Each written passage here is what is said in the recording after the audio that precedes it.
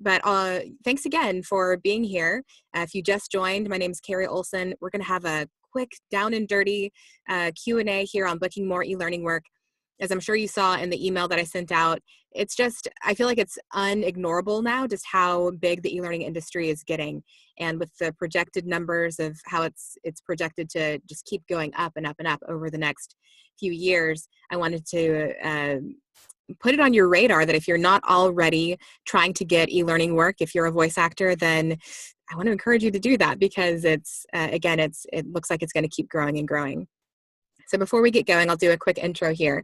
So my name is Carrie Olsen. I'm a professional voiceover talent, have been doing voiceover full-time for about 3 years. I think that's right. And so I actually got into voiceover. I was doing e-learning before voiceover. I was creating e-learning. So I was actually on the other side of the microphone developing online training, and through that ended up narrating some of my own courses, not really knowing that voiceover was a thing in and of itself. I just kind of thought it was just part of my job as an e-learning developer to start to narrate my own stuff, and got into voiceover kind of through that avenue. And so when I did start getting into voiceover professionally, it just made sense to really kind of target e-learning since that's what I knew and that's what I was familiar with. So you kind of get an insider's perspective from someone who is on the developer side and now also on the e-learning side. So tonight I really just wanted to respond to, like I said, the demand and the seeming growing demand of voiceover that we're gonna continue to see over the next few years. And just give you a chance to ask any questions that you have if you've been trying to get e-learning work, if you're currently getting e-learning work and want to get more, or if you've never gotten any at all. That's kind of what the point of tonight is. So I do want to get a quick show of hands, or just type in the chat if you have never booked an e-learning narration job before. Type in the chat never, just so I can get an idea of who we've got here. Okay, and then if you're currently booking some e-learning work, type currently. Okay.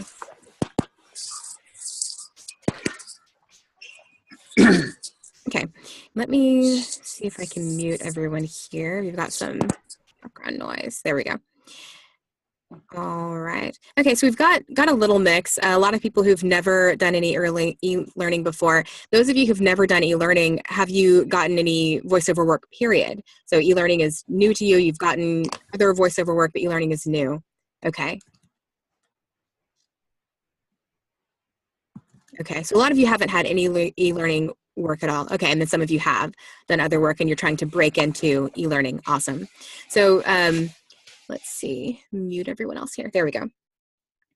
So we've got a mix of people, different levels, whether you've been booking work already or if voiceover is totally new to you. So I've gotten some questions just from the email that I sent out today that I want to go ahead and address those.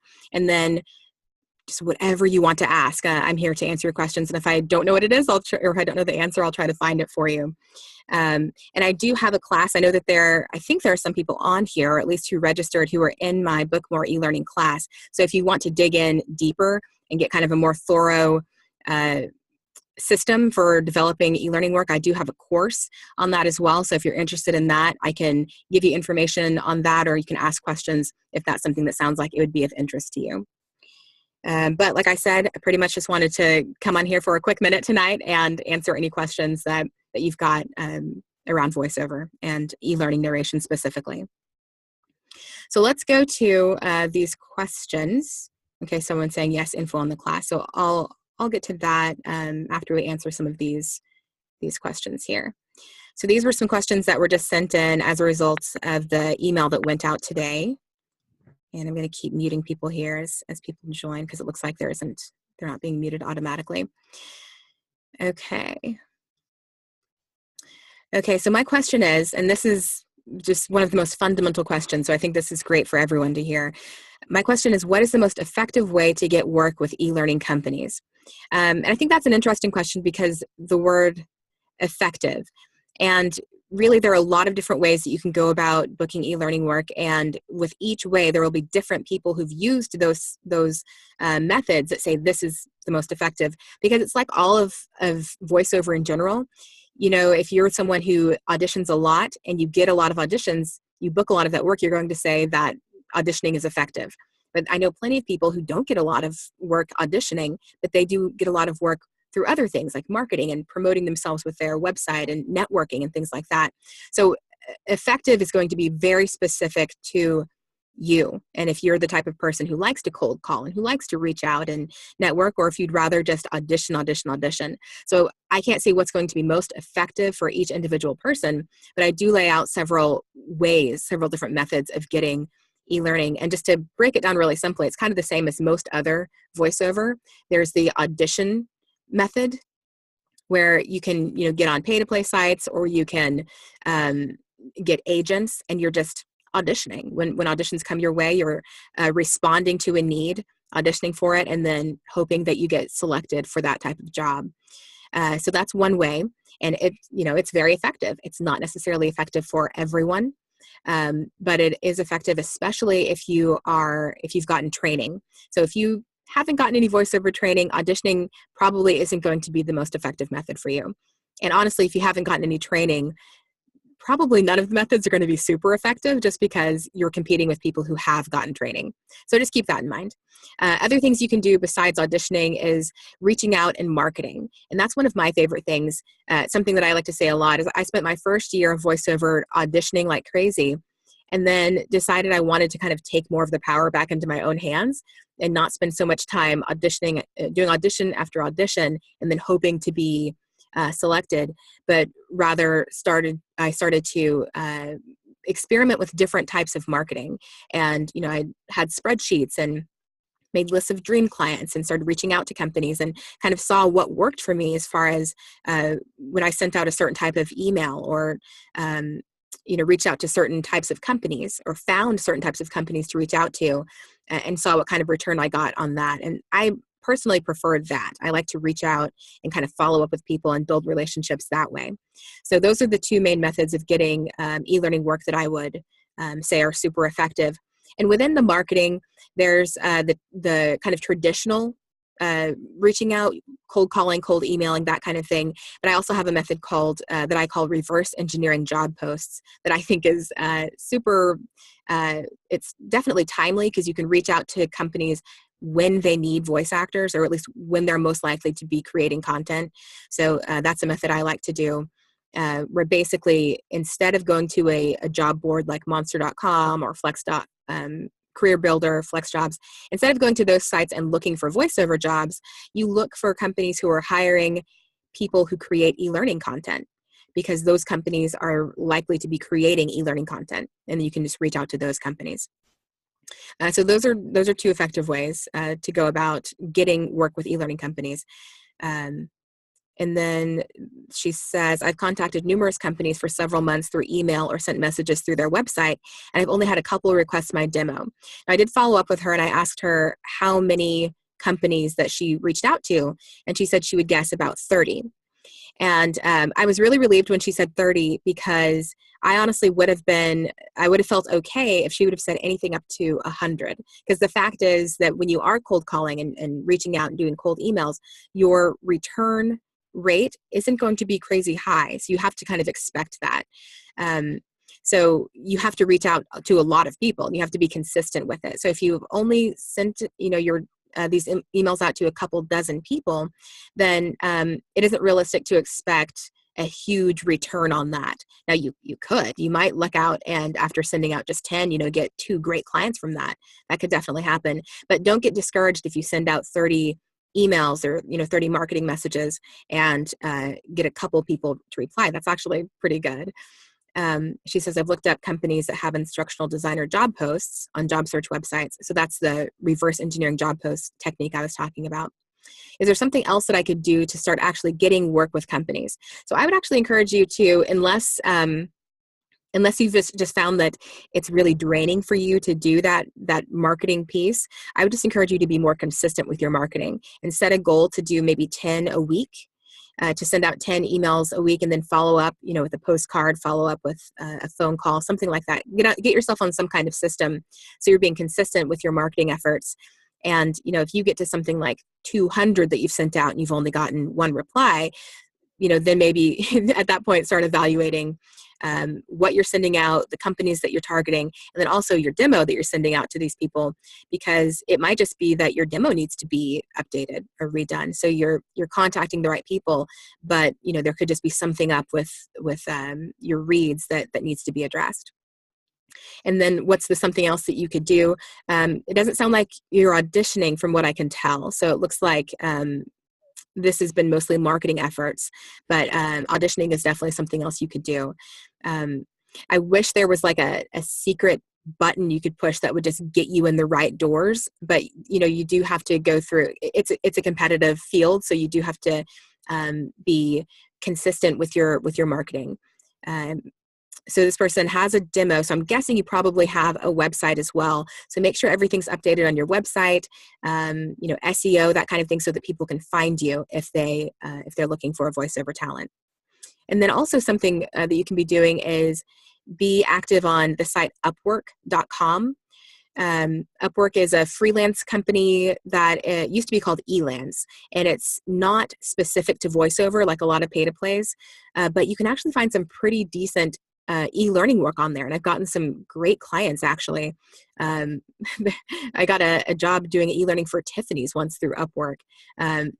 So you can find some decent stuff there. There's also stuff that is some companies that might try to lowball you because it's not a voiceover site that's made exactly for voiceover. So some companies don't know what the proper rates are. So you just have to watch out for that. But there are plenty of good opportunities there as well. And I'm not super active with submitting proposals, but every once in a while, Upwork will just send you, if you're subscribed to their notifications, they'll just say, hey, here's an interesting looking job. And sometimes it's a pretty good one. And I'll click on it and go ahead and just submit my demo through it. Which is another nice thing about Upwork. You don't always have to do a custom demo when you're quote unquote auditioning. You just submit a proposal and then upload your demo. And that's another thing you can be doing to be looking for e-learning work. And let me know if you have any questions about any of this. Like I said, this is super informal. So if you have questions, you can use the chat. You can even unmute yourself and ask a question. That's fine too. Okay, so moving on to this second one here. To work on a voiceover job for an e-learning class, what type of voices are sought after? Why would an e-learning company choose a male over a female voice and vice versa? So what type of voices are sought after? All kinds of voiceover or of voices. It really depends on who the company is and who their audience is, who they're trying to target. So if it's like a construction company and they're targeting maybe their warehouse workers, they might want someone that sounds kind of blue collar and who can say the type of terms that they're going to be teaching to their employees, and it won't sound like someone who's never used those terms before. And I've done e-learning before where I do a teen voice because they're addressing teens. So there's all kinds of voices that might be sought after.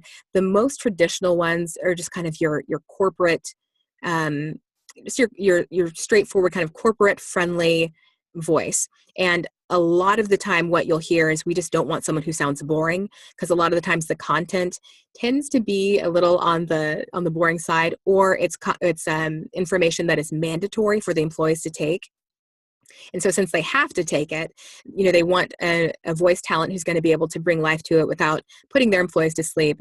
And also, a lot of times the employees have to take an assessment afterwards. And so they want to make sure that the talent is delivering the lines in a way that is going to be best for retention for the employees, so that they're not snoozing through it and then they get to the assessment and then can't remember anything that they learned in the course. Why would an e-learning company choose a male over a female voice and vice versa? And that's kind of the same kind of deal. It depends on who their audience is, what they're trying to go for.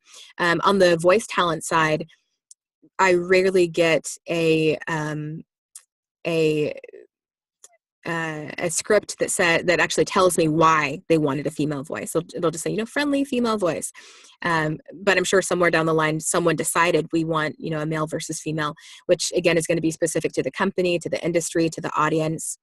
I think sometimes it doesn't really matter whether it's a male or a female who delivers the lines. They're open to both. And then, obviously whoever they end up picking just ends up being either male or female. So some companies, it's not really important. Others, like if it's for a cosmetics company where maybe most of the employees are female, then they want someone who sounds like an employee. So they might be more likely to get a female voice for that. So there are a lot of different reasons why they might choose a male over a female. But good question. If you have any follow-ups on that, let me know. Are voiceover jobs paid on an hourly or per session basis? So the cool thing about about having a voiceover business in general is that you do get to set your own rates. You can negotiate budgets with clients. So a lot of times they'll have a budget that they're comfortable with, that they're wanting to stay within. Other times they kind of just throw it out there and say, give us your rate, and we'll let you know if that works for us. So you can kind of set it up for you how you want it to be set up. Sessions are less common, is what I found for voiceover, because for e-learning, sorry. A lot of the times e-learning they're not directed sessions, so you don't actually have someone listening to you as you're recording it and telling you, repeat that line, try, emphasize this word instead, and kind of directing you through it. Most of the time it's unsupervised sessions, so you're just recording it on your own. And so the session type of rate doesn't really apply. Sometimes it does. So I've definitely had voiceover or e-learning work where I've gone into a studio and gotten paid for the session. So that happens on occasion, but it's pretty rare, depending on the client. But for most e-learning work that you're going to get out there, it's going to be unsupervised work that you do on your own. So the session thing won't really apply. You can do hourly. That's more common if you're going to have a really long e-learning script. So you can have e-learning anywhere from 5-minute little chunks, little tutorials, maybe screen share tutorials, to multiple hours worth. And so if you're just doing little tutorial chunks, it's not going to make much sense to do an hourly rate. But if you're doing longer ones, then absolutely, why not? And what you'll most likely do if you're doing an hourly rate is you will charge per finished hour, which means it's not how long it took you to record it or edit it or split up the files. It's how long the finished audio ends up being. So even if it takes you 10 hours to record, but it only ends up being 2 hours worth of audio, then you'll charge for the finished audio there. And then other types of rates that aren't mentioned here, you can charge by the word. Occasionally you can do by the page. That is a thing, but you just have to be careful because you have to make sure you have a font size specified and spaces or spacing specified, so you don't have someone who uses size 5 font and says this is only 1 page, when of course it should be something closer to 10 pages or something like that. So by word count is pretty common. And then you can also do something where you say, well, I've got a 5-minute minimum, so I charge $250 for the first 5 minutes, whether it's a minute or 5 minutes, and then after that I charge $20 a minute. You can have kind of a rate like that also, where you've got a minimum and then you can add on, and it's $20 a minute for up to 60 minutes, and after that it goes down to $15 a minute. So there are a lot of different ways that you can arrange your rates for e-learning. And I loved this question. Have you encountered tight deadlines in the e-learning industry? You wouldn't believe how tight some of the deadlines are. It's interesting because if you're in voiceover already, you've probably experienced where the client, needs something back ASAP, or, can you turn this around in 24 hours? So in general, when it comes to voiceover, which tends to be the last piece of an e-learning, the e-learning project that the developers will put into place, they'll have the storyboard, they'll have all of the interactions and the development done, and then the last thing they need is the voiceover a lot of the time. And so they'll need something quick. Everything else is done, we're just waiting on the voice. And for people who aren't in the voiceover industry, it seems like it should be a pretty easy process. But for an hour-long course, that's going to take, probably a couple hours to record. So because unless you're just an absolute rock star, you're probably not going to get everything, on the first take. So you're probably going to have to edit some and splice to get your takes. And then there are some clients that require you to remove all of the breaths from your read. And so that can take time to do if you're going to do that manually. And then sometimes you have to split up the files. If it's a click-through course with different pages, so to speak, you don't want just one long file for the whole course. You want it split up so you can have, on this page, this audio plays, this chunk of audio, this 20 seconds. And you click next, and the next 20-second chunk plays. So you as the voice talent are the one who ends up splitting up those files. And so that takes time. And then naming the files can take time if the clients have a specific naming structure they want you to use. Now, there are kind of tricks that you can use lots of times with your recording software that will allow you to do those types of things in bulk so it doesn't end up taking up a ton of your time. But bottom line is, absolutely, there are tight deadlines. And what I've seen is with my clients personally is the better you perform and the better you deliver, the more they expect from you. So maybe, if I have a client that says, hey, can you get this to us in 3 days? Sure. So I'll, record, maybe it's an hour's worth of audio, record it, edit it, deliver it before the deadline. And then, we work together for a few months doing some projects, and then it becomes, can you get this to us in 2 days?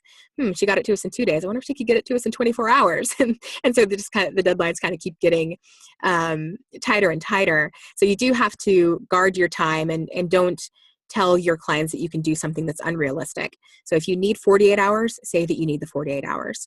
But I've definitely encountered those tight deadlines. I think it's like any other industry, sometimes things just kind of get away from you, and the whoever is requesting the audio, maybe they got a little bit behind, or maybe, who knows what's going on, but absolutely those tight deadlines exist.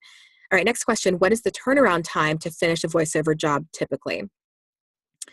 It just really varies. Like I said, I have some who expect 24-hour turnaround time, others that are like, hey, if you can get this to me in the next week. But it also really depends on the length of the voiceover. So obviously, if it's something that's, 20 hours worth of audio, they better provide you quite a bit of time to get all of that done, especially if you're a working voice actor. So that's not the only thing you're working on right then. So you have to, schedule in time to work on that. Maybe you can only record 5 to 6 hours a week. And so that's going to take, you want to give yourself maybe 30 days to get something like that done. Whereas if it's a 10-minute audio or a 20-minute chunk, maybe that is something you can turn over in 24 hours, but just make sure that you're giving yourself time to do all the other things that are necessary. Let's see. So did I answer that? What is the turnaround time typically? It can really vary. I'm going to say with most of my clients, probably 48 hours. And then I have some who are, again, a lot more lenient and just say like, hey, can you have this to us by next Tuesday? But I did have one recently from a longtime client who it was quite a bit of audio and they just needed it back ASAP. And so that was a lot. And so what I ended up doing for that was hiring an editor so that, because I just wouldn't have had time to record it and edit it myself and get it back in the time limit they wanted. So I did the recording and then sent it off to an editor to have them kind of help me out with that part. Okay, is it possible for one's voice to be too recognizable or popular so that other companies and brands can't use the same voice? Now, this is something that I see a lot in my, when I'm reading for commercial reads. It'll say, do you have conflicts?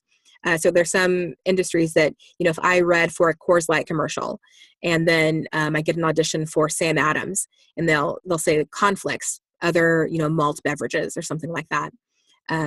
So they don't want someone who's done another job with a company that's similar to theirs. They don't want someone who's done a job with a company similar to theirs to do their job also. So in that case, I just wouldn't audition for the Sam Adams commercial if I'd already done something similar. But I've never seen that on an e-learning. I've never had a client ask me about that, which isn't to say that it couldn't happen. But the thing about e-learning is that a lot of times you're not likely to run into the same person because like if I'm doing e-learning for Taco Bell, their employees are being forced essentially to listen to my voice. So it's required training.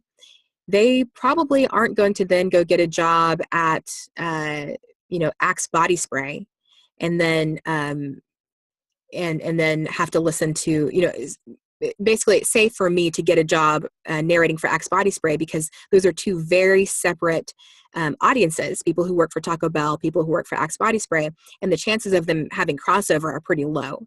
So it's not quite like, TV and radio commercials where, if I'm watching TV, I could see a Sam Adams commercial, change the channel and see a Coors Light commercial. And then if it's the same voice, it might trigger something. But with e-learning, it's not really the kind of thing where you're likely to have a lot of crossover. So I'm guessing that's probably why I haven't seen that much as far as, do you have any conflicts? I've never seen someone ask that before. So if you ever get into that position, though, where your voice is so prominent that people aren't hiring you, then well done. I'm happy for you. And tell me about it, because that would be amazing to be so prolific in the e-learning industry that people don't want to hire you because you're doing everyone else's e-learning.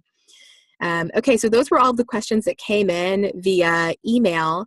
Do we have any other questions for those of you that are on the call right now? And I know that someone asked to hear some details about the course, Book More E-Learning. So if we don't have any other questions that come in either through the chat or if you unmute yourself and ask, then I can get into that. It sounds like someone unmuted themselves. Do you have a question? Yes. All right, what's your name? My name is David Schwartz. Hi, what's your question? Well, I had previously done a lot of auditions for voiceover work, for commercials mostly. And it was mostly on pay to play, and it was very unsuccessful. And nobody really knows how good they are. I mean, that's not our decision, it's the client's decision.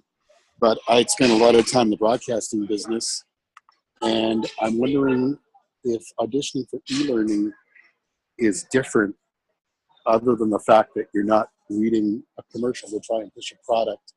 I understand it's more relaxed and you have to be more suited to what the product is and try and keep them awake. But is the process different in any way? As far as the audition process or kind of the selection process? Well, just the whole e-learning process itself. I'm aware of for commercials what the process is, but for e-learning, have you found it to be a different market than going after doing commercials like spots sort of thing? Yeah, good question. So I think what you'll find is that if you're mostly auditioning for e-learning jobs on pay-to-play sites, then you'll find the process to be very similar. If you're on pay-to-play sites, you will see e-learning jobs a lot of the time. I'm not sure which pay-to-play sites you've used, but most of the big ones span kind of all the genres of voiceover. So you can do, commercial radio stuff, TV and radio, and also e-learning. So from that perspective, the audition process is going to be very similar.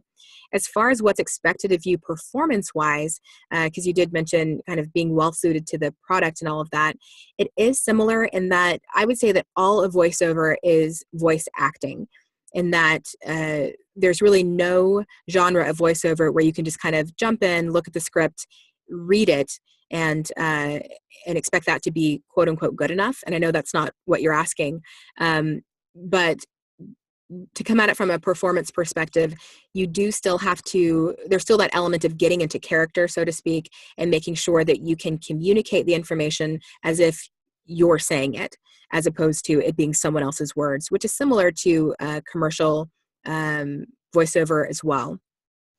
Some of the main differences are going to be, when you look at a lot of e-learning stuff, it's going to, you can kind of picture yourself sitting next to someone and explaining something to them.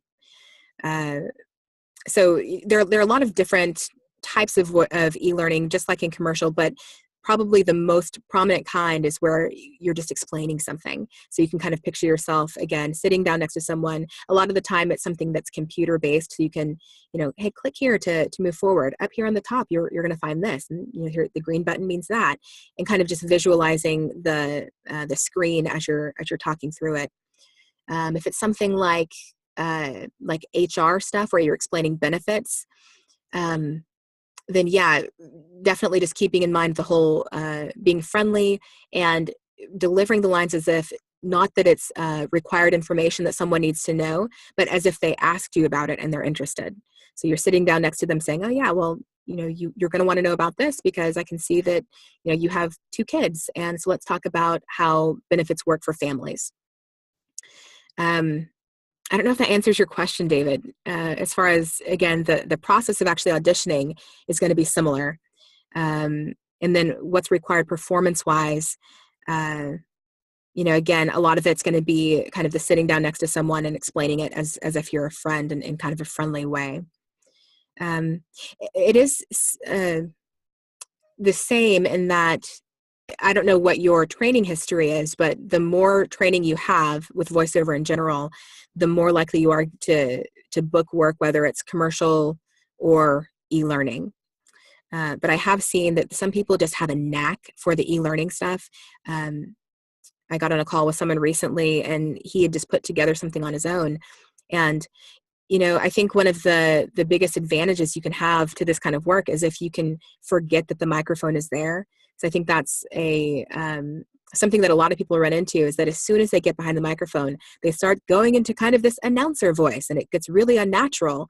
And so if you can get behind the microphone and do what I call unperforming, which means just kind of talking how I'm talking to you now, except I'm talking pretty fast, so don't talk this fast if you're narrating e-learning, but just being more natural, that can give you definitely an edge and an advantage for booking e-learning work. Is that helpful? Yeah, very helpful. And I think one of the things that's really, you're right, because coming from, a radio DJ background, you're almost better being an actor sometimes than being a DJ because you understand being natural. And I think one of the most important things to do is to, on email for it started a half hour ago, but it's a webinar on marketing to email. Need to mute someone here. Okay, sorry about that. Oh, I was going to say, I think one of the most important things that I found is don't wear your headsets when you're reading. That's a really good point. There are some voice actors who like to hear themselves through their headphones as they're reading, but for some people, it really messes with your head, like you're saying. So, and it kind of facilitates getting into that announcery sound.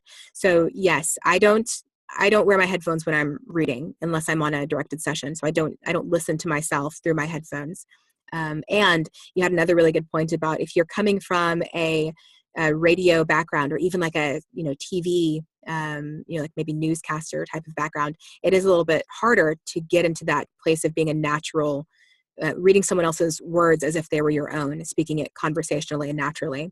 But it's definitely doable. You just have to work at it more than you might think that you have to, because it is a skill getting to that point. Awesome. Thank you so much. Yes, thank you for your question. All right. Any other questions? Anyone else want to unmute or type in the chat? And if not, I'll go ahead and start talking about the course that I have available. And then if you think of anything else, go ahead and type those into the chat there. So the Book More e-learning course, let's see. It's broken down into 5 modules, and the first one really focuses on what I think is one of the real advantages of taking this course is that because I did come from being on the other side of the computer, so to speak, and developing e-learning, we talk about how to prepare, what type of terms you need to know, and that kind of thing to get ready for reaching out. The main basis of the course is to prepare you or to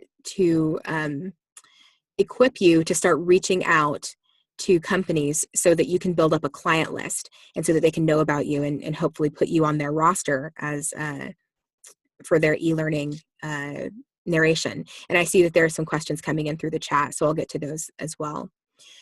So that's the first module that we talk about.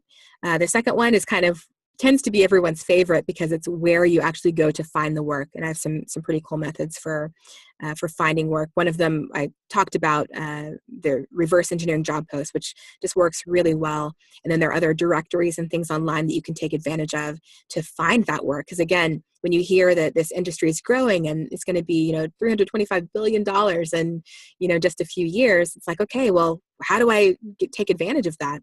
So we talk about some really cool ways to get into to how to find that work. And then the third one is how to acquire the work. And this is one that's super important because once you've found the work, it's like, okay, that's step one. I've found where these people are. Now what do I do? How do I actually get in front of them so that they know that I exist and so that they want to put me on their roster? So that's what we talk about in module 3.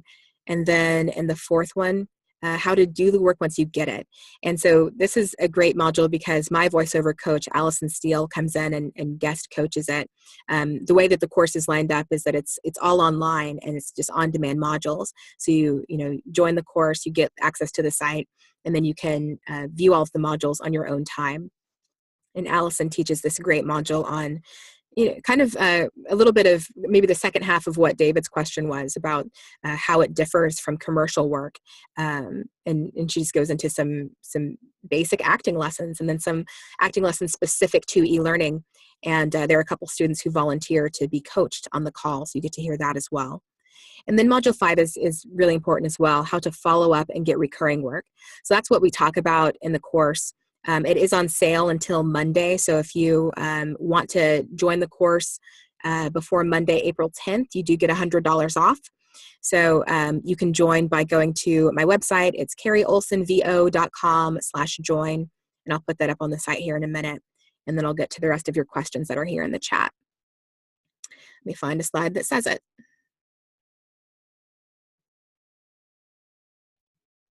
As you can see, there's a lot of information. That's why I said that this is kind of just a down and dirty Q&A, because if we were to go through all of this information, it would just take a really long time.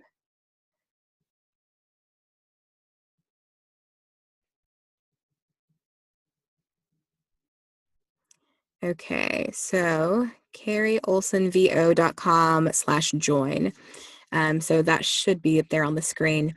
And normally it's a $325 course. It's on sale until Monday for $225, or you can get started for just $92 and then do 2 more payments of that.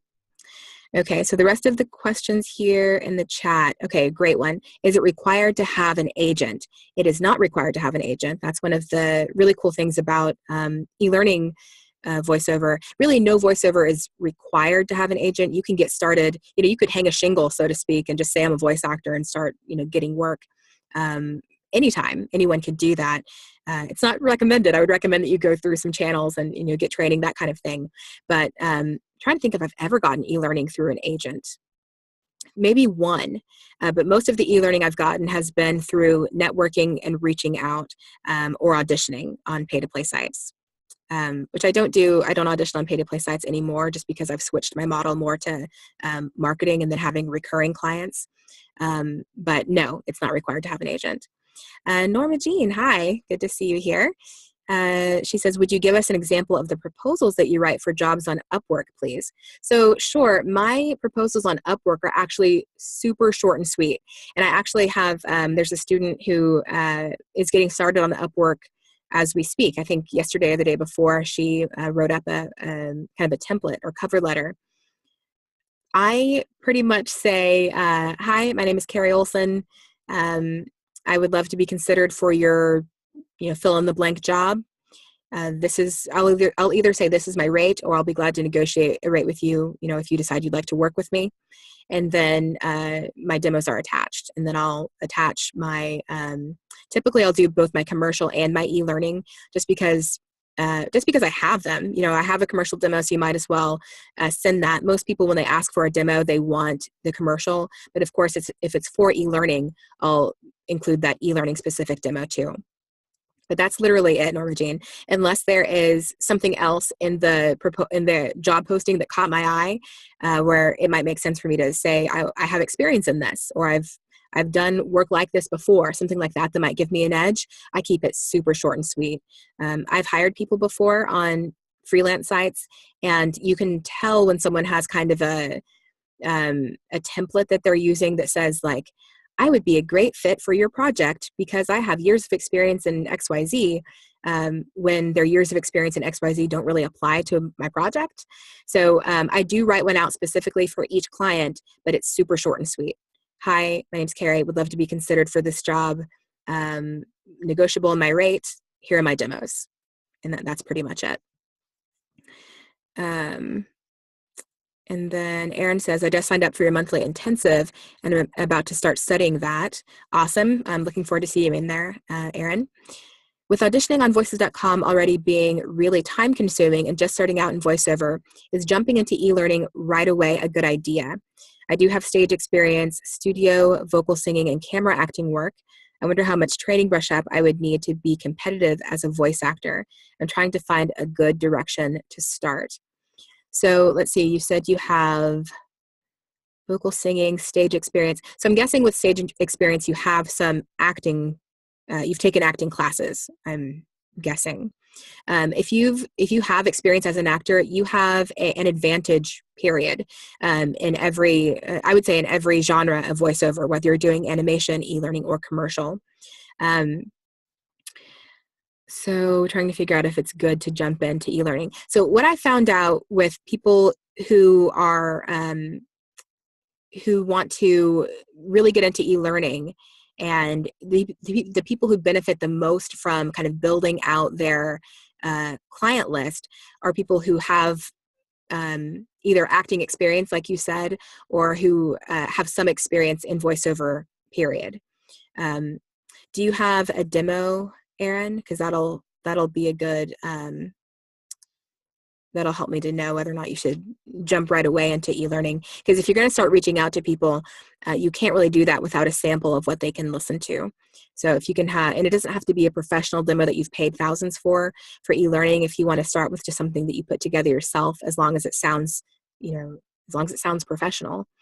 And then also what I would ask is, with auditioning on voices.com, have you gotten any bites? Have you gotten any shortlisted for any jobs, or have you booked anything? So there are a lot of things that will go into answering that question as to whether or not you should go right into e-learning. Also, just, do you enjoy it? I have found that I really like e-learning because I learn a lot. I get done with a project and I'm like, wow, I know a whole lot more about XYZ before I did before. So you have to be okay with the longer form VO. So some people might not like being in the booth for that long at a time.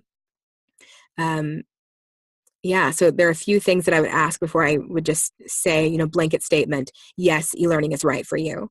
But since you are in the intensive, we can talk about that later too, because I know you're in the Facebook group, and then we do monthly Q&As there as well. But feel free to answer any of the questions that I asked, and then we can kind of go into that a little bit deeper. Okay, and Norma Jean, let me know if you have any follow-up questions on that. Okay, you said, was wondering if my proposals were to be brief. I think it's definitely helpful to have a brief proposal, especially with voiceover, because the main thing that they're looking for, I say looking for in quotes, is how you sound.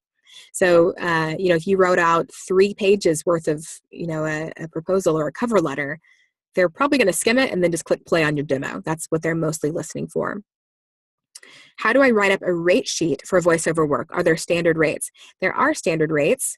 And I say standard, they're industry rates, but you can literally do whatever you want to. Now, I don't advise that you go and start, charging super low rates for your work. I think that even as a new voice actor, you want to stay competitive with your rates, just because it's better for you. It sets better expectations. It teaches the client that, that voiceover isn't cheap, and it's better for the industry overall if we keep our rates to a respectable level. But you can, the Global Voice Academy, I believe it's what it's called. I always get that mixed up, whether it's Global Voice Acting Academy or Global Voice Academy. They have a great rate sheet that I can look up here for you if you want, and paste in the chat. And then also you can look at union rates. And those are just good kind of benchmarks to be aware of. So if you're too far below or above some of those rates that you'll see on those rate sheets, then I would kind of rethink what your rates are. But then also, one of the best tips I've ever gotten when it comes to rates is when a client asks you for your rate, instead of just giving them a rate sheet, ask them what their budget is, because 9 times out of 10, or maybe even more often than that, the clients will, I just realized I said more often than 9 times out of 10. I guess the only thing more often would be 10 times out of 10, but just a higher percentage than 90%. They have a range that they're wanting to work with. And so they'll actually give that to you. And the reason why that's helpful is because let's say someone says, I've got this job. They tell you how many words it is, and you're thinking, okay, this is a $200 job. And then you say, what's your budget? And they say $800. And you say, okay. So that happens sometimes where, maybe their budget is way higher than what you would have charged. But it's also helpful because if they say our budget is $50, then you get to say, okay, well, this probably isn't going to be a good fit for me. I'm probably not going to get them from $50 to $200. One way that you could get them from $50 to $200 is if they started looking for cheaper voice talent, and then they find that, oh, when I pay, these people who are willing to take less aren't as good. If I want a professional voice talent, I actually need to pay for that. So that's the best tip I can give you is asking what your budget is, but there definitely are standard rates that you can look at. And like I said, Global Voice Academy and union rates is where I would look for those standard rates. Do you recommend joining meetups for networking and voiceover work? I think the more that you can do, the better. Like there's not going to be a method of networking that I'm going to say, no, that's not good. The more ways that you can get yourself out there, online, in person, everything, do it. And the more you can bring it up, do it. I actually have a hoodie that one of my clients sent me, and it's a great conversation starter. It's actually too big for me, so my husband wears it. But when we go out together, people say, oh, what's that hoodie? What's that company? I've never heard of that. Then he says, oh, my wife's a voice actor. And it starts conversations, and you never know who you're going to run into. They say, hey, tell me about your jacket. Oh, it's, my wife's a voice actor. Oh, I'm a videographer and I hire voice talent all the time. Or, I'm an e-learning developer and I need voice actors. So absolutely. Diversify your marketing. So I wouldn't say only join meetups unless you find that's working a ton for you, but absolutely go for it. If you have the opportunity to network in person, do it. Bring your business cards and talk yourself up. Don't do it in an annoying way or, anything like that, but just definitely bring it up. And if nothing else, it's an interesting profession. People are always interested to talk to people who do voiceover. Aaron says acting in plays and stand-up comedy, a lot of stand-up comedy. That's interesting. I wonder how you could use that specifically with e-learning. I would guess that you're probably going to be really good at doing the natural read if you can do stand-up comedy. But yeah, I'd be interested to kind of hear your take on some reads and see how your background affects your reads. So I think, Aaron, what I would say is, what do you want to do? Are you more interested in commercial, or are you more interested in e-learning? Or are you kind of just more interested in whatever you can do to start booking work? You said you don't have a demo yet, but no bites on voices, but you're only 2 days in. Okay. Well, so much of it is about persistence, kind of like the first question, having sent out 30 emails and only gotten 2 responses. Persistence is so much of this. And that's what I really emphasize, even in the Book More e-learning course, is, I call it a drift tendency, where you get really excited at the beginning and you think, oh yes, I'm going to put together this marketing plan. I'm going to do great. And then, as the days go on, you forget about it, and it just gets harder and harder. And then eventually you really only put a day's worth of work into it. And like any other profession, the more committed you are and the more persistent you are, the better the results are going to be that you see. regarding rates, would a non-union person charge a union rate? You can if you want to. As a non-union person, you have total control over how much you want to charge. So, you could charge way more than a union rate if you wanted to. You might not get booked for at that rate, but you could say that's your rate. So there aren't any restrictions if you're non-union. I would just advise that you stay close to those standard rates. And I do want to, Norma Jean is saying truth, the drift tendency. Yeah, it's a crazy thing. And so one of the things that I like to point out about the drift tendency is when you're excited, before you start to drift, make a note of what your drift tendencies are. So if you know that you're likely to get super excited and then 3 days later, see a squirrel and get distracted and never come back to it, give yourself even reminders on your calendar. Like, hey, I know that in 3 days, I'm probably going to be discouraged or I'm going to not be as excited. So, have a pop-up come up on your iPhone calendar or something like that says, hey, remember why we're doing this, like you and your phone are two different people in a team. But I think it's really important to I call it your voiceover why. Why do you want to get going in e-learning voiceover in the first place? What's it going to do for your family? And then keep reminding yourself of that. Send yourself reminders so that you, to give yourself the best chance of not drifting. I hear someone unmuted. Do you have a question? Oh, hi, Carrie. Yes, I'm just wondering, what software do you recommend? So I personally use a Mac. So I use recording software called Twisted Wave, which is a Mac-specific software. But you can also use Audacity, which is what I used before Twisted Wave. And Audacity is a free software, and it works on both Mac and PC. So you can just kind of Google Audacity and download that for whatever platform you're on. The thing about recording software is that unlike microphones, it doesn't really affect your sound. So you're not going to find one that's quote unquote better as far as sound quality. It's really just a matter of what user friendliness and how much you like it, how well you can use it. Thank you. Yes, absolutely. So Audacity is pretty simple, and so I definitely recommend that. But also, Twisted Wave is voiceover specific, so it's created for voice actors. So if you're on a Mac, you can try that out. I think it's $90 or something like that. But I wanted to show this slide specifically because these were some people who were in my course and had success with it. And this one, let's see, she says, I've already gotten 2 new clients in the last week. Between them, I've made back the amount I spent a few times over. And the thing about Jill is that she's pretty active in the Facebook group, and she answers questions when people ask. And the reason it's working for her is because she didn't let the drift tendency get to her. So she took everything to heart and actually started implementing the system. And when you get out there and start reaching out, you're very likely to see some results. And I know a lot of the people who were having slower progress, I'd ask, how many people have you reached out to? Well, I haven't really reached out yet. I've kind of been planning it and working on my list. So just to encourage you about,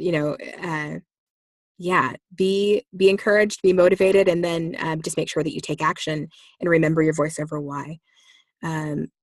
D. Sinclair, is Twisted Wave only for Mac? Yes. And I'll type it in here in the chat so you can see it's Twisted Wave.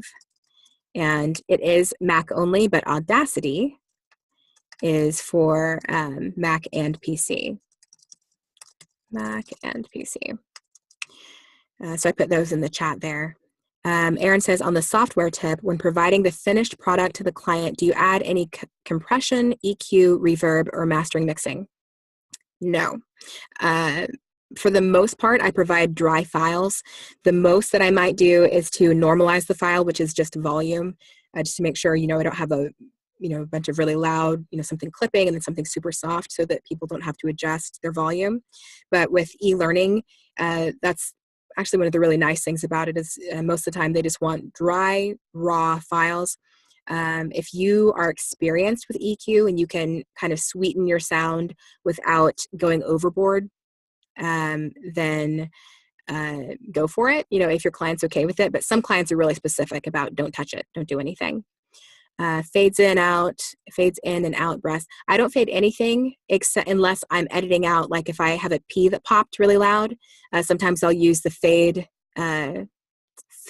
in to kind of lessen that, the P's popping, but I don't fade in and out anything else. I never add my own music. Usually if there's going to be music on an e-learning course, the client's going to do that themselves.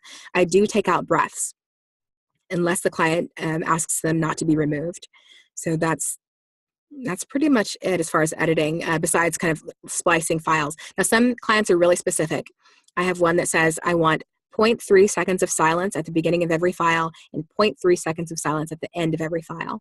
I want the spaces or the silences in between sentences to be exactly half a second, things like that. So some of them are really specific.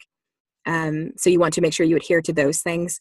But in general, the editing and processing tends to be pretty straightforward with e-learning and doesn't require a bunch of fancy stuff. So if you're concerned about that at all, don't be. Let's see, I got some other questions here via email. Someone says, I auditioned 100 times and didn't get any bites. What gives? Oh, this is someone who's on the call. So, well, I think we talked about this a little bit because he said he's from a broadcasting career. So sometimes, first of all, I can't answer that because I'm not one of the people who listen to your 100 auditions. So, and also I've never heard you read. So it could be something really, really simple, like recording quality or something like that, where it's like, oh, just fix this one thing and you'd be golden. But again, coming from a broadcasting background, sometimes it's hard to get to a more natural read. But that said, there are a lot of things that could be going on that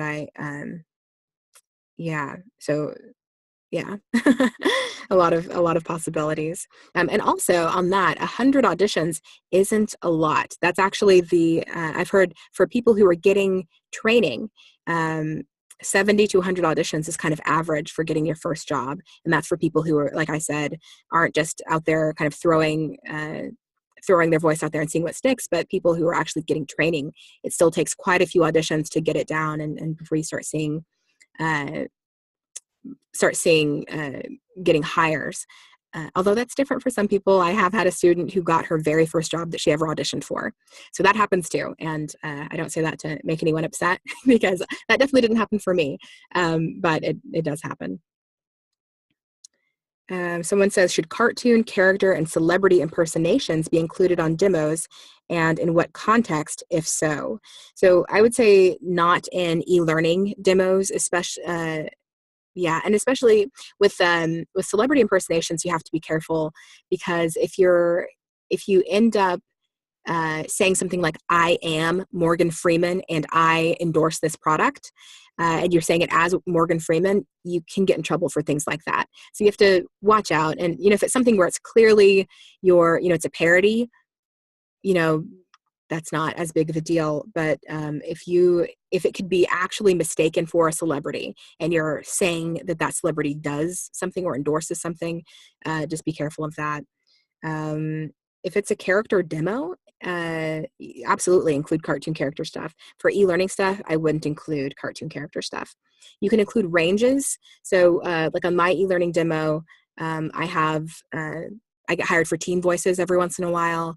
Kind of, college age, younger stuff, mom stuff, and then just your kind of everyday commercial narration type read or corporate narration type read. So I have all of those represented on my demo. So not necessarily character stuff or like cartoon stuff, but definitely showcasing my range. And I heard someone unmute. Do you have a question?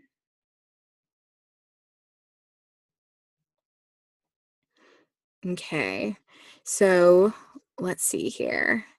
I want to see what else would be helpful. Now, most of you said that you hadn't booked e-learning yet. So for those of you who haven't booked e-learning or even voiceover in general, I'm glad that you're here. And I definitely want, if voiceover is something that you're wanting to make a go of and you're wanting it to be, if you want to be the next success story where you get to quit your job and do something that you love, like voiceover, I want to make sure I'm directing you in the right way. So if you've never done anything before, I would definitely encourage you to look into getting some coaching and training if you haven't already, just because that will exponentially increase your chances of booking work when you do start to audition or reach out. If you have questions on demos, I would be glad to answer those as well, because if you're doing e-learning, especially if you're going to start marketing, like I said, you send an email. If you don't include a demo, the first thing the potential client is going to ask is, send me your demo. What do you sound like? So that's something you want to be thinking about as well. Now, if you're going to do a demo, you can go out and have someone, pay someone a lot of money to help you with that. But I want to also caution you, if you haven't gotten any training, I wouldn't spend a lot of money on a demo, just because your skill level will increase dramatically once you do start getting training. And then you'll have a demo that's not as good as you are. So if you go out and spend $2,000 on a demo and then start getting training, 6 months from now, that demo is it's not going to represent you anymore. So, if you're going to spend money on a demo, make sure you're getting training first and that your coach says, yes, I think you're at a competitive level before you start doing that demo. If you want to just throw something together yourself, which is honestly what I did the first time that I kind of put something together, just used Audacity and recorded some stuff into my microphone at home, put it together, and that was kind of my first quote unquote demo. I didn't use that to send out to agents or to big companies, but just as something to have so that they could hear me if they asked, or something to put up on my pay-to-play profile. And then as I got better, I worked with my coach to have a more official demo that I could send out to agents. So just to, as you're navigating all of that, just kind of give you a layout of where to start and where definitely not to start. D. Sinclair says, should you find a coach locally? Not necessarily. It's more about chemistry than anything. So most coaches will do online training now, so either via Skype or Zoom or something like that. And actually through Carrie Olsen VO, we have group coaching sessions. So if you're interested in that, it's a nice way to get personal one-on-one coaching without spending a ton of money for the one-on-one. My coach, Allison Steele, is amazing, and I recommend her if you want performance coaching. And she also does the group coaching. So if you want to work with her, but you don't want to spend, over, $150 an hour for coaching, you can join the group coaching sessions, which are $50 per session. And you still get that personalized attention, but just for a lot less money. And another advantage of that is since it is group coaching, you get to benefit from everyone else's reads as well. So you get to hear their reads and hear what their recommended coaching is as well. Aaron says, since I don't have actual commercial jobs under my belt to showcase when making demos at home, does the text copy have to be public domain? It doesn't have to be public domain, so you can actually get copy from anywhere. You can use real commercials that you hear on the TV and radio. You can go to ispot.tv, which I will put here in the chat, and listen to a bunch of commercials and pick from those. Now, I would recommend that you change it up a little bit. Maybe change the name of the company or a little bit of the copy, just so you're not doing something identical to someone else, but you don't have to go looking in the public domain. There's actually, if you go to edgestudio.com/script library, which I'll put that in the chat too, there are a bunch of scripts there that you can choose from. And again, you can switch them up a little bit. You can write your own stuff even. So yeah, as you're recording on your own, there really aren't a lot of limitations. Just, I would advise against using something word for word that's currently playing, especially. And then I hear someone unmuted. Do you have a question? Let's start playing our game. Here, let me just mute them. If you have a question, go ahead and unmute yourself again, and I'll answer it. D. Sinclair is asking about days and times. If you're interested in coaching, either one-on-one or group, I'll put this into the chat too, .com/coaching. You can go there and you'll see the options for one-on-one and also group. And you can submit the form and we'll get back to you and let you know about some either one-on-one or group coaching opportunities. Norma Jean says, if you make a homemade demo for e-learning, do you use music background? It's up to you. The way that I did mine was I did music on every other spot just to help it to separate the spots so they didn't run into each other. You definitely don't have to, and especially if if your range is enough that they can tell when you're going from one spot to the next. But yeah. And how long? So there isn't a standard for e-learning demos like there is for commercial, but I think I kept mine about the same, about 1:20, which we can actually go there and listen to it if you want, if that would be helpful. And you can just kind of hear the different spots and then the use of music and as well as the range too. So let's do that. Let's see. Christopher says, what's the difference between the group coaching and the intensive course that was mentioned earlier? So the intensive course isn't personalized coaching. It's an actual class online. So there are modules, you get access to the site, you get to log in on your own time. It's on-demand modules. And I can actually show that as well. 6 modules that go from everything from the types of voiceover to understanding your voice to home recording, to marketing, to agents, unions. Just kind of covers a really broad range of topics, but kind of gives you the meat of the information that you need to start your voiceover business. And I'll put that link here in the chat. CarrieOlsenVO.com/voiceover success intensive. So, and that's a monthly membership program where you can join for $33.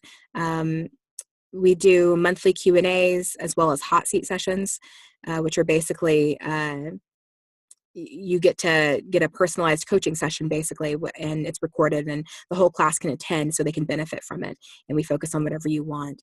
So, so there are different, depending on where you are in your voiceover career and what you're wanting to achieve, there are different kind of entry points that you can use to start getting that training. I'm going to go ahead and play my e-learning demo here, and I'll make sure that you can hear it. Let's see.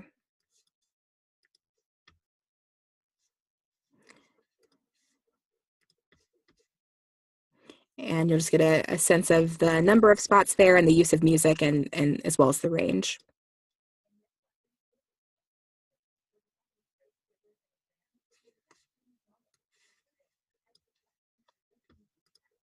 Can you hear that? I know I just paused it, but if you could type in the chat, let me know if you can hear it. No. Okay. Let me see here. Let me answer one of these questions while I'm getting this ready. Thank you, Norma Jean. Thanks for being here. You always ask great questions. Okay, so Christopher asked what the difference between group coaching and the intensive course was. So I talked about the intensive and how it's a membership site, $33 to get started, and then it's just $33 for as long as you want to be a member. And it's just really comprehensive as far as what you need to know to get started. And it also has some a lesson taught by Allison Steele on performance coaching. It has a behind the scenes video of me recording a national radio commercial or national TV commercial rather. So you can, a lot of just resources as well. And then the group coaching, we meet you can decide to meet either once, twice, or 4 times a month. And we get together and do a workout. And it's either me or Allison who will teach those. And if there are 4 people on the call, everyone gets a chance to read and you get coached through it. So you do get that one-on-one. It's just in a group setting. And you can also use that time for whatever you want. So if you feel like, you've gotten a few performance lessons under your belt and you want to talk about your website or talk about marketing, we can use your time in the group coaching sessions for whatever it is that you want to talk about that's going to benefit your business. And I talk with my hands, so I wasn't working on getting the sound working while I was saying that. So Christopher says, so what would you recommend as a starting point for someone who to this point has 0 voiceover experience? So that depends, Christopher, on what your budget is and how quickly you're wanting to jump in, how much information you can handle, and then what your time commitment is.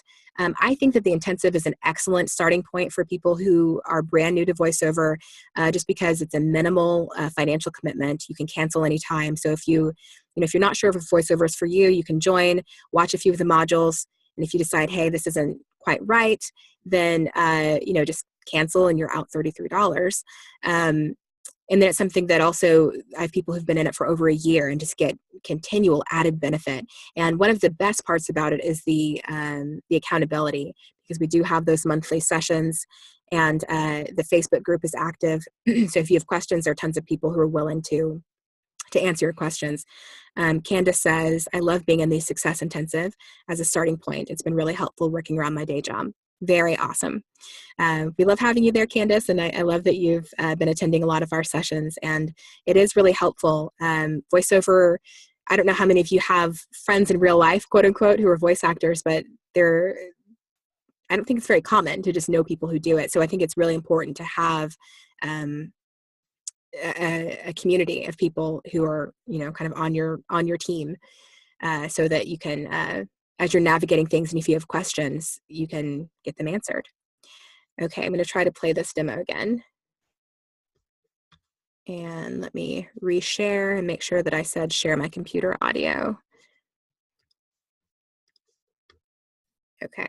Type, and how to write great questions for each question type. Okay, are you hearing that now? Okay, great. Let me see if I can start it over. Tips and tricks for designing great quizzes and exams to assess students' knowledge, including types of questions and when to use each type, and how to write great questions for each question type. It was clear that Tracy Chanel had a strong culture of ethics and had procedures in place to report such infractions. Ethics training worked for them, and it was determined that a few bad apples does not make a bad company. Hello, I'm Maya, and I've been an RGM for 4 years. Every day at Taco Bell is different, and that variety makes my job very exciting. My team works hard, but we have fun doing it. Make sure you ask a lot of questions during your training, since you're surrounded by experts. Children who are enrolled in Minnesota's healthcare programs are eligible for Child and Teen Checkups, or CNTC.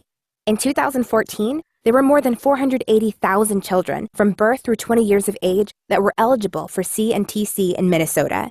Hi, my name is Lola, and Mission Control has tasked me with telling you about the enormous effort that Denim Blues engineers put into the 2016 model. Their mission was to take the model to the next level.